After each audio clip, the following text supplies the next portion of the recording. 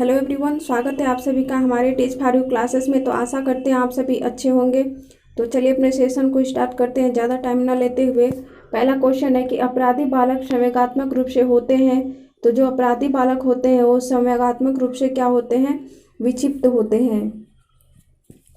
दूसरा क्वेश्चन है कि अपराधी बालक का मानसिक स्तर होता है। तो जो अपराधी बालक का मानसिक स्तर होता है वो सामान्य से अधिक होता है या सामान्य से कम होता है या बहुत अधिक होता है या उपयुक्त से सभी होता है। तो जो अपराधी बालक होते हैं उनका मानसिक स्तर होता है वह सामान्य से अधिक होता है। नेक्स्ट क्वेश्चन है कि अपराधी बालकों हेतु शिक्षा का प्रावधान किया जाता है।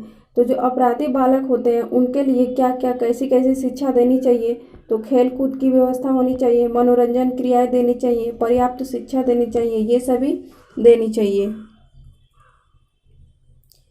अगला क्वेश्चन है कि अपराधी बालकों का मुख्य लक्षण होता है।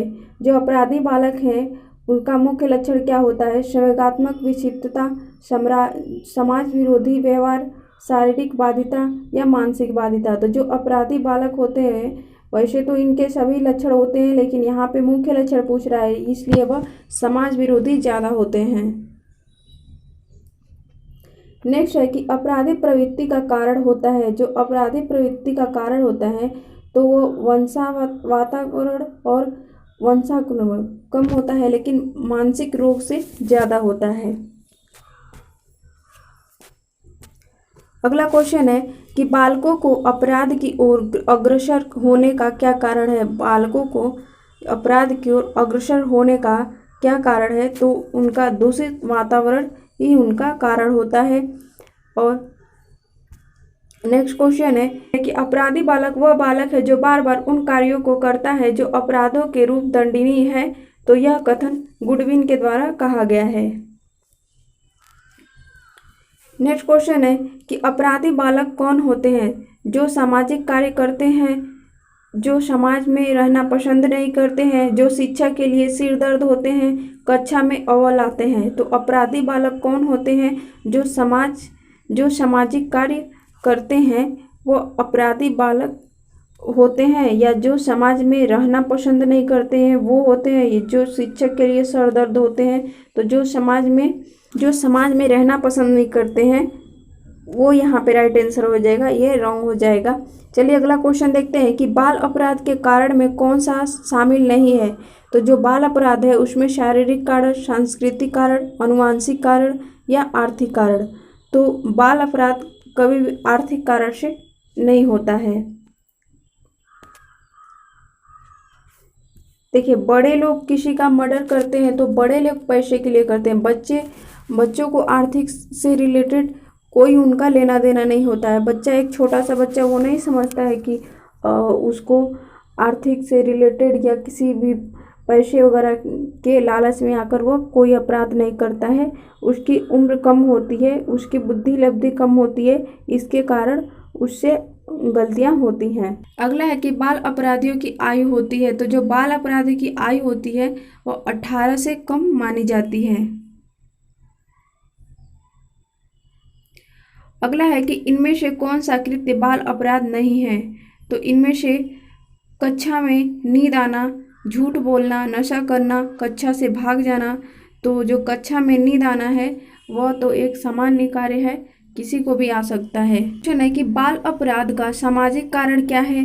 तो देखिए, बाल अपराध का निम्न बुद्धि लब्धि, विशेष प्रकार की शारीरिक संरचना, माता पिता का मानसिक असंतुलन या जन्मजात संवेगात्मक अस्थिरता। तो माता पिता का जो मानसिक असंतुलन, यदि माता पिता आपस में उनका व्यवहार अच्छा ना हो तो वो क्या होंगे, बच्चे पे भी इफेक्ट पड़ता है। तो इस प्रकार से भी बाल अपराधी बच्चे हो जाते हैं। अगला है कि किसने कहा है कि उत्तेजित दशा ही संवेग है? तो वुडवर्थ ने कहते हैं कि उत्तेजित दशा ही क्या है? संवेग है, इमोशंस है। क्रो एंड क्रो के अनुसार मंद बुद्धि बालक, आप लोगों को मैंने बताया है कई बार, 70 से कम माना जाता है। अगला है कि संवेगात्मक विक्षिप्त बालकों की शिक्षा दी जाती है। तो जो संवेगात्मक रूप से विक्षिप्त बालक होते हैं उनको शिक्षा सामान्य विद्यालय में दिया जा सकता है। संवेगात्मक विक्षिप्त बालकों की व्यवहारिक लक्षण क्या होता है? तो देखिए, जो इमोशन रूप से विक्षिप्त बालक होते हैं उनके व्यवहार में क्या होता है, वो अप्रसन्न रहते हैं, प्रसन्न रहते हैं या तनाव में रहते हैं, तो वो अनहैप्पी रहते हैं। संवेगात्मक विक्षिप्त बालकों का मुख्य कारण होता है, तो मुख्य कारण जो होता है इमोशनल रूप से वह वंशानुगत कम होता है, लेकिन वातावरण ज़्यादा होता है। अगला क्वेश्चन है कि संवेगात्मक रूप से विक्षिप्त बालकों की पहचान होती है, तो अप्रेक्षित परीक्षण से की जाती है। अगला है कि संवेगात्मक विक्षिप्त बालक का संबंध होता है तो मंद अधिगामी से, अपराधी से, शारीरिक से या इनमें से कोई नहीं। तो राइट आंसर हो जाएगा कि इनमें से कोई नहीं।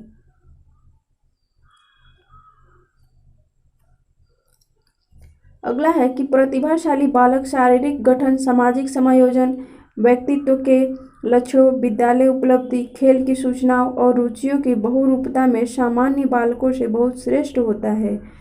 तो ये प्रतिभाशाली बालक के लिए एक डिफिनेशन दिया गया है जो कि टर्मन और ओडन ने दिए हैं कि प्रतिभाशाली बालक शारीरिक गठन, सामाजिक समायोजन, व्यक्तित्व के लक्षणों, विद्यालय उपलब्धि जिसको स्कूल अचीवमेंट कहते हैं, खेल की सूचनाएं और रुचियों में बहुरूपता पाई जाती है और सामान्य बालकों से बहुत श्रेष्ठ होते हैं प्रतिभाशाली बालक। ऐसा डेफिनेशन टर्मन के द्वारा दिया गया है। टर्मन के बुद्धिलब्धि आप लोगों को पता है कि उन्होंने कौन सा एक सूत्र बताया है।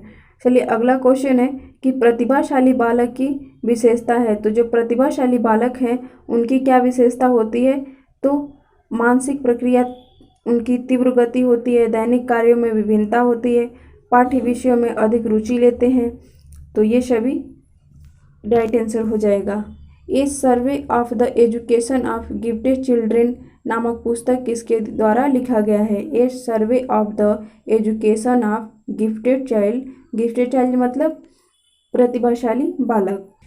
तो ये जो लिखा गया है वो हैविंग हस्टर के द्वारा लिखा गया है, आप लोग याद रख सकते हैं।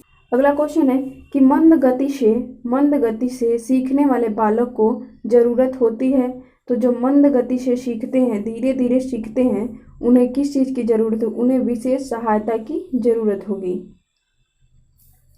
प्रतिभाशाली बालकों की पहचान की जा सकती है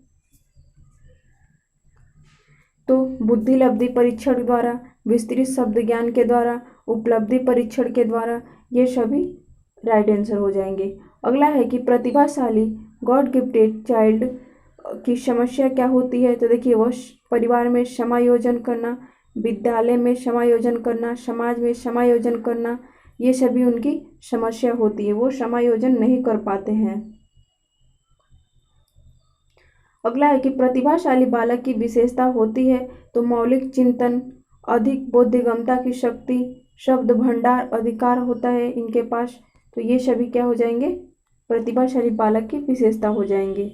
अगला है कि इनमें से कौन सी विशेषता प्रतिभाशाली बालक को नहीं होती है? तो कौन सी जो विशेषता है वह प्रतिभाशाली बालक के लिए नहीं है? तो उच्चतर श्रेणी की मानसिक क्रियाएं इनके अंदर होती है, लेकिन निम्न औसतीय मानसिक क्रियाएं इनके अंदर नहीं होती है। अंतर्दृष्टि समस्याओं का समाधान भी कर लेते हैं, आत्म क्षमता भी इनके अंदर होती है, सेल्फ कॉन्फिडेंस। अगला है कि प्रतिभाशाली बालकों को इंद्रियां कैसे होती हैं? जो प्रतिभाशाली बालक होते हैं उनकी इंद्रियां जो होती हैं, हाथ पैर जो भी है, कान से सुनना, ये सभी तीव्र एक्टिविटी होती हैं उनके अंदर, एक्टिव रहती हैं। प्रतिभाशाली बालक तीव्र अर्थात तेजी से सीखते हैं। प्रतिभा से आप लोग याद रखिए, प्रतिभा और तीव्र ये वर्ड आप लोग याद रखिए।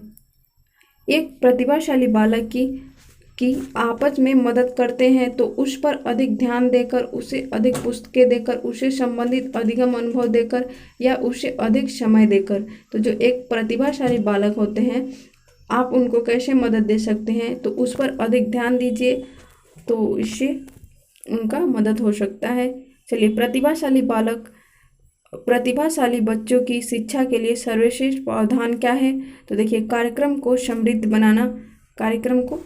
बनाना, दोहरी कक्षा उन्नति देना, विशिष्ट विद्यालय का प्रावधान कराना, योग्यता के आधार पर समूह बनाना, तो ये सब नहीं, राइट आंसर हो जाएगा कार्यक्रम को समृद्ध बनाइए। अगला है कि मंद अधिगामी बालक के सीखने की गति होती है, तो जो मंद अधिगामी बालक होते हैं उनके सीखने की गति भी मंद ही रहती है। और मंद अधिगामी बालकों की मुख्य समस्या होती है, तो ये क्या करते हैं, ये याद नहीं रख पाते हैं, सामाजिक असुविधा होती है, मंद गति से सीखते हैं। अगला है कि मंद अधिगामी बालक हेतु शिक्षण पद्धतियाँ क्या है, तो जो भी मंद बुद्धि है उनके लिए क्या क्या करना चाहिए, उनको मूर्त सहायक सामग्री देनी चाहिए, उनके सामने अनेक प्रकार की सहायक सामग्री देनी चाहिए, प्रस्तुतिकरण में छोटे छोटे वाक्य होने चाहिए, पाठ्य वस्तु को खंडों में प्रयुक्त होना चाहिए, ये सभी होना चाहिए। है कि मंद अधिगामी बालकों की बुद्धि लब्धि होती है, तो जो मंद अधिगामी बालक होते हैं उनकी बुद्धि लब्धि कितनी होती है, तो यहाँ पे 90 और 90 से अधिक होती है, 90 से कम होती है, तो राइट आंसर हो जाएगा कि 90 से कम होती है।